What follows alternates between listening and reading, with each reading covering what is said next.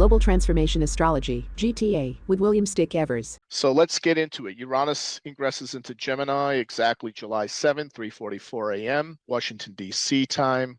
And the thing that just really just stands out here is it's in very close conjunction with Venus and a Moon-Venus opposition to Uranus. So that will flavor the remainder of the next 7 years. So the Moon and Venus has to do certainly with emancipatory, particularly when it comes to women, the population as a whole, right? And those two areas are going to be really, really impacted in a very, very big way. And Uranus also rules technology. So we're going to see how Uranus will empower particularly what you would call the common class, right? The moon in this case would definitely be the common class. We would call it the middle class or the working class. It's certainly not the privileged class. Venus would be also, we would say, the upper middle class to the privileged class, not the elite class, but we would think of it as like income levels of 150,000. Well, in California or New York, 150,000 still middle class. But let's just say $200,000 plus. That would be the Venus area. And then anything like a million, where you're making a million cash flow income, that would be Jupiter. So you're going to see these particular levels, these strata being very, very impacted by this Uranus and Gemini period. So we're going to do this deep dive into Uranus, which is the planetary archetype of disruption, innovation, sudden awakenings, entering the mutable air sign of Gemini, ruled by Mercury, signaling a radical shift from material security to accelerated cognition, communications, and duality.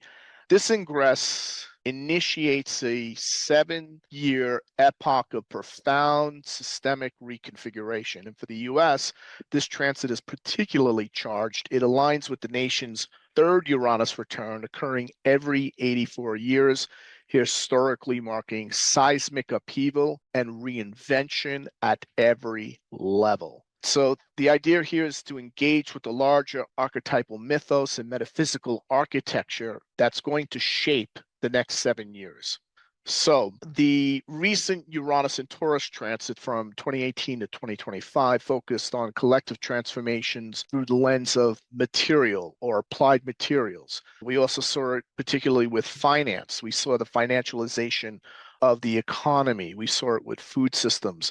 We saw it with real estate, for example, the different models where you could, go online and then rent a home for the summer, or you could stay at a particular place for a weekend. So the whole way of looking at real estate, where we saw corporations buying up massive amounts of homes that they would then rent out or refinancialize and then have those homes sell for a premium. So we saw it with labor, we saw it with value systems, we saw it with finance, in particular with the rise of cryptocurrencies now, where Bitcoin was somewhere around less than $1,000 or around $1,000 in 2018. And now it is at $100,000 as Uranus leaves Taurus and enters Gemini. So we've seen a major revolution in cryptocurrencies and the rise of decentralized exchanges. So we saw the move away from regular Wall Street, and then we saw the DeFi or degen generation come to power. So crypto is worth less than $1 billion or less than $100 million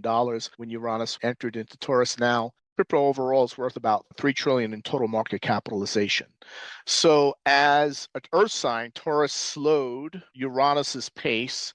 Change came through breakdowns in economic systems. We saw this particularly with the currency, where we saw a greater debasement of the US. So the financialization of the economy was necessary in order to maintain debt, right? The blowback from paying off all the debt in 2008 and 2009 through massive surges of liquidity and quantitative easing resulted in inflation due to currency debasement, and then the emergence of crypto to compensate. We saw it with labor disruptions, the gig economy, supply chain instability that really came to a head during COVID.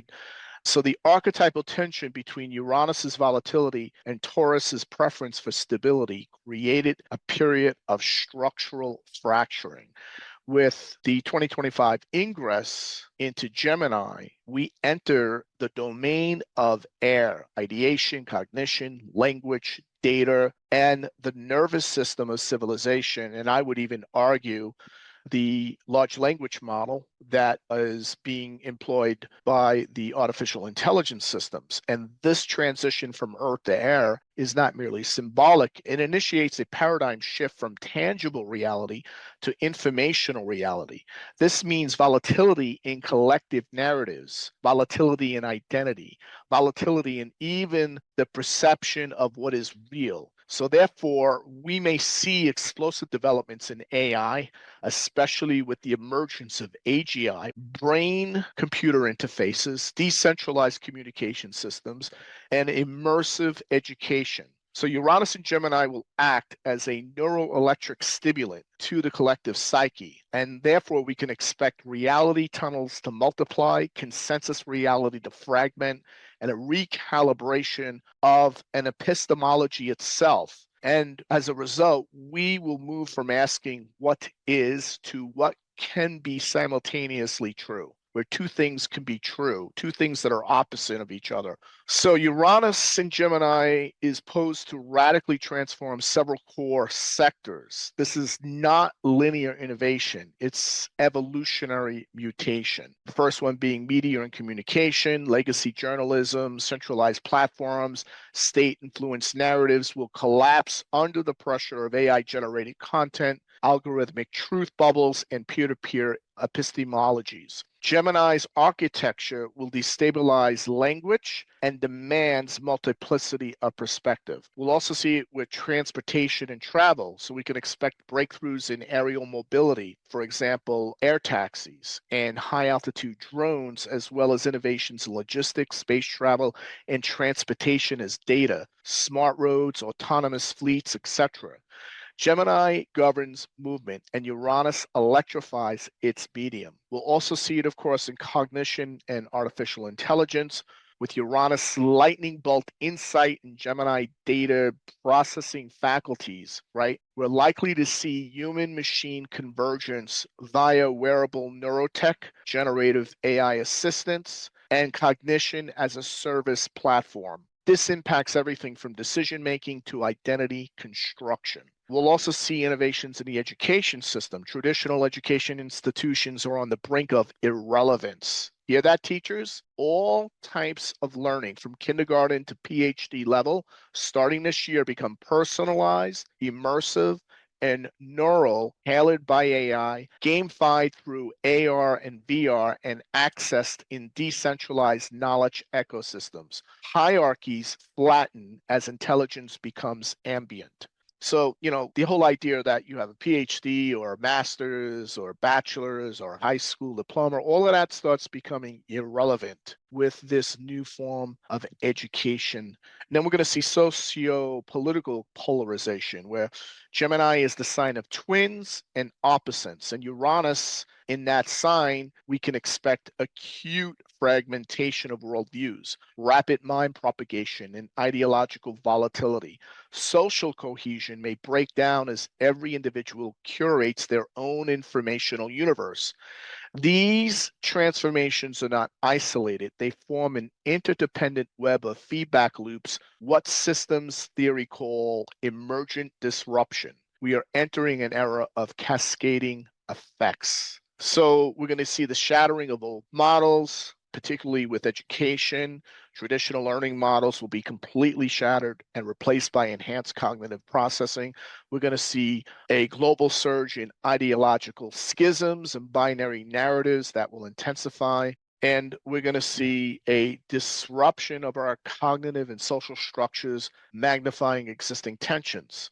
Also, with Uranus and Gemini, we notice a peak in the global war cycle, particularly in regards to US history.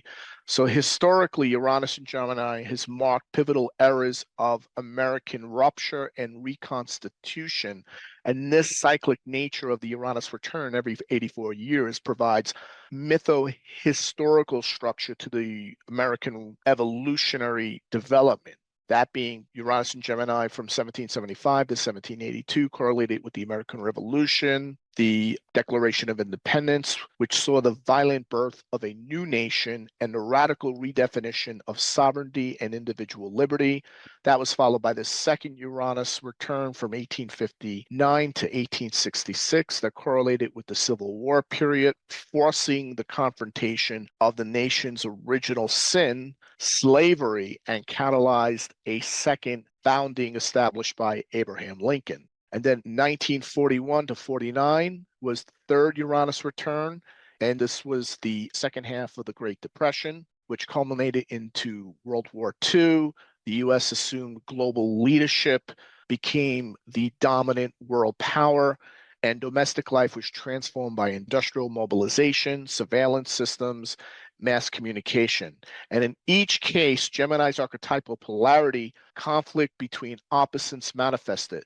Uranus served as both disruptor and liberator. That's important to note here. The American story under these archetypes is one of cyclical upheaval followed by technological renaissance and societal reconfiguration.